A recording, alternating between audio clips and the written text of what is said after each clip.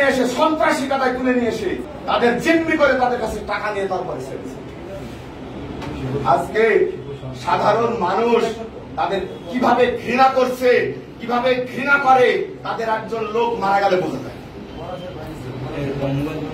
আমি বলতে চাই এই 44তম প্রতিষ্ঠা বার্ষিকীতে আমরা সবাই ঐক্যবদ্ধভাবে এই গাংনী উপজেলায় আসাদুজ্জামান বাবলু ভাইয়ের হাতকে আমরা শক্তিশালী করব এবং আমরা সবাই মিলে ঐক্যবদ্ধ রাজনীতি প্রতিষ্ঠা করব এবং আমাদের মধ্যে কেউ কোনো যদি দুর্নীতি করে তার বিরুদ্ধে আমরা ব্যবস্থা নেব। আমরা স্বচ্ছ পরিচ্ছন্ন একটা রাজনীতি গাংনী উপজেলায় উপহার দিতে চাই। আমরা চাই না আমাদের কাছ থেকে কেউ কষ্ট পাক। আমি গত মিটিংয়েও বলেছি, আওয়ামী লীগের যারা অরিজিনাল কালপিট তারা কিন্তু কেউ ঘরে নাই, সব পালাইছে। আবারও বললাম, তো ঘটনা হচ্ছে আওয়ামী লীগ আর কোনোদিন ফিরবে না, তারা আর কোনোদিনই প্রতিষ্ঠিত হতে পারবে না। এই বাংলার মানুষের লাখো মানুষকে গুম করে, লাখো মানুষকে নির্যাতন করে, হাজার হাজার কোটি টাকা লুটপাট করে এই বাংলাদেশটা একবারে শেষ করে।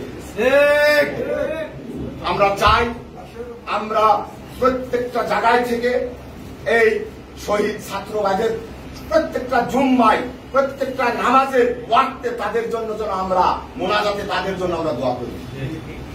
আমাদের এই শহীদ ভাইদের, শহীদ ছাত্র নেতাদের কারণেই কিন্তু এই দেশ আজ মুক্ত হয়েছে। আমার ভাইয়ের রক্ত, শহীদের রক্ত,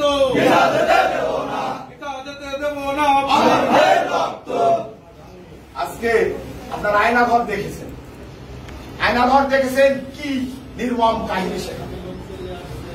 আজ আয়নাঘর যারা প্রতিষ্ঠিত করেছে তাদের যদি ঠিক ওই আয়নাঘরে আবার ঢোকানো হয় তাহলে কেমন হবে? আমরা অত অত্যাচারিত দল না, আমরা মানুষের কাছে মানবিক দল হিসাবে থাকতে চাই। আমরা প্রশাসনকে বলতে চাই, এই 17 বছর যারা কালপিট, যারা অত্যাচারী, যারা নির্যাতন করেছে, যারা লুটপাট করে খেয়েছে তাদের আইনগতভাবে ব্যবস্থা নেওয়া হোক। আমরা নিজ হাতে আইন তুলে নেব না।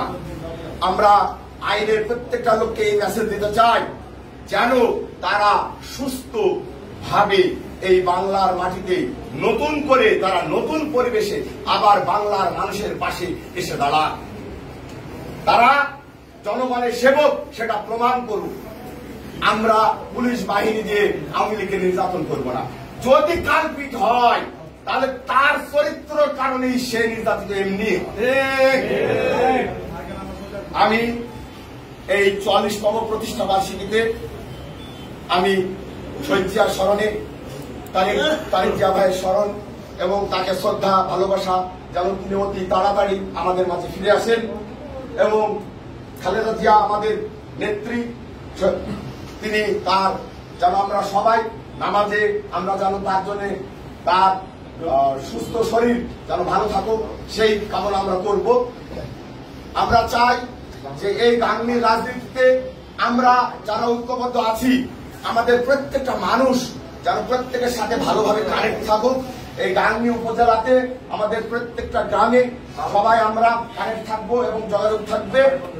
যে কোনো সমস্যায় আমাদের জানাইলে আমরা সবাই, গাংনীতে নাজমুল আছে, আমরা বামুনদিতে আছি, যাদের যদি কোনো সমস্যা আমাদের তাৎক্ষণিক জানাবেন।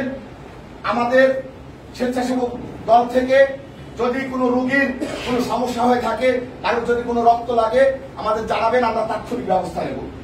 আপনাদের কাছে যদি কারোর চিকিৎসা করার টাকাও না থাকে আমাদের জানাবেন, আমরা তার চিকিৎসার সুব্যবস্থা করব।